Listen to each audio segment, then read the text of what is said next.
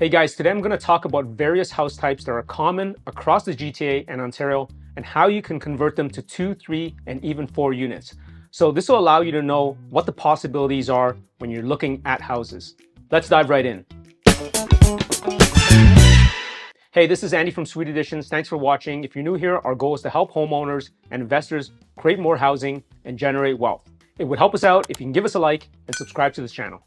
Also, we have an in-person comprehensive training program coming up. More details at sweetadditions.com/training. Okay, so there are all types of styles of homes out there built across our cities and towns in the past 200 years.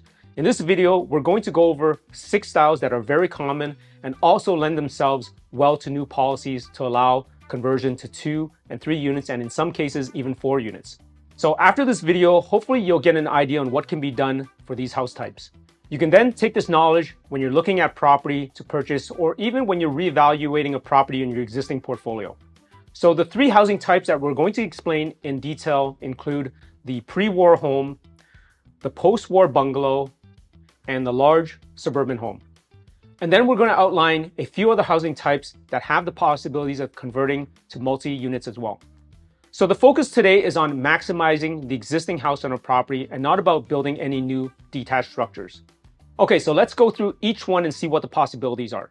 The pre-war home was mostly built in the late 19th century and early 20th century close to the core of the cities. So there are many different styles of this pre-war home, most commonly Victorians. For 2 units, you can have Unit 1 on the main, second, and third floor and Unit 2 in the basement. Another option would be Unit 1 on the main floor and basement and Unit 2 on the second and third floor. For 3 units, we can have Unit 1 on the main floor, Unit 2 on the basement, and Unit 3 on the second and third floors. Another option would be to have Unit 1 on the main floor and basement, Unit 2 on the second and third floors, and Unit 3 in the newly built addition. For 4 units, you can have Unit 1 on the main floor, Unit 2 in the basement, Unit 3 on the second floor, and Unit 4 on the third floor. A second option is to have Unit 1 on the main floor, Unit 2 in the basement, and Unit 3 on the second and third floor, and Unit 4 in a newly built addition. Now let's have a look at the post-war bungalow built at scale around 1945 to 1960 across the GTA and Ontario, responsible for housing war veterans and making a home for the boomer generation. This is my personal favorite conversion housing type for several reasons. So this includes high quality construction methods, single floor footprint ideal for larger basement suites, and a larger lot means further development potential, aka garden suites. So here are some layout options for the post-war bungalow. For 2 units, the most logical option would be to have Unit 1 on the main floor and Unit 2 in the basement. If you wanted to build a second floor addition, you can have Unit 1 on the main floor and basement and Unit 3 on a second floor addition. Now, for 3 units, option 1 would be to have Unit 1 on the main floor and Units 2 and 3 split up in the basement. With a second floor addition, it would make sense to have Unit 1 on the main floor, Unit 2 on the second floor addition, and Unit 3 in the basement. Now, for 4 units, the easiest option 1 would be to have Units 1 and 2 on the main floor and Units 3 and 4 in the basement.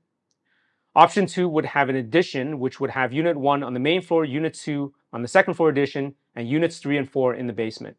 Now for the final housing type we'll cover in detail is the large suburban home. So these are large footprint homes on a relatively small lot with great potential for conversion of the existing space without the need for additions or garden suites. These homes are scattered across second ring suburbs and beyond in most cities and have been primarily built post 1980. Because of the smaller relative lot sizes and proximity to neighboring properties, it can be challenging to build additions or garden suites. But there are many different options for converting the interior due to its large floor space. One key feature of many of these homes is the often large protruding garage that can be converted to a studio, 1 bedroom, or even a 2-bedroom unit. So here are some layout options. One option for 2 units is to have Unit 1 on the main and second floor and Unit 2 in the basement. Alternatively, you can utilize all 3 floors of the house for your main unit and have your second unit in the garage.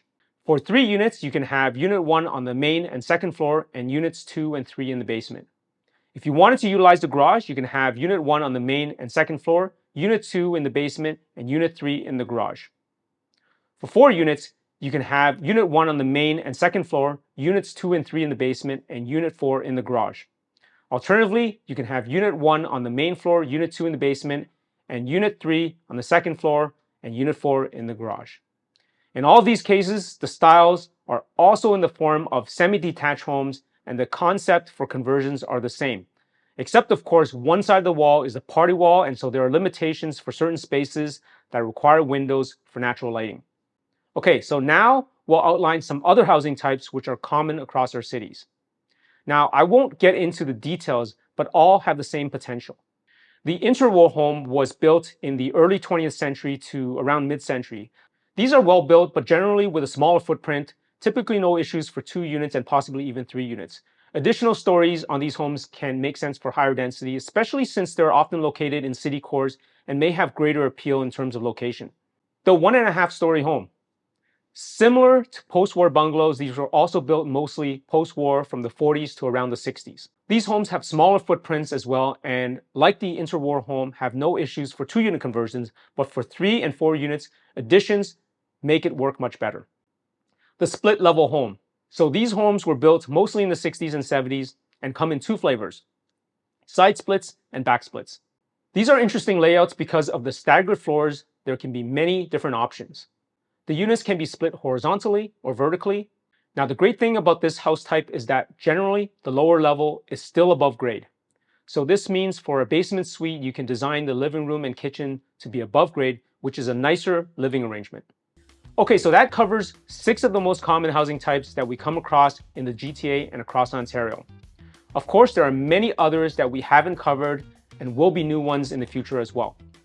The purpose of this video is to give you some inspiration to see the possibilities, and you may need to incorporate some of your own creativity to make it function. If you're interested in our in-person training program where we break down exact strategies for maximizing the number of units in an existing house, more information can be found at suiteadditions.com/training or in the link in the description below. So we hope you found this information to be useful. So what are your thoughts? Is there a housing type that you think we should have discussed? Please share your comments below. As always, thanks for watching, and we'll see you in the next video. To learn more about the Max Suite strategy, download our free guides at suiteadditions.com and get started. And if you enjoyed this video, here's another great one for you.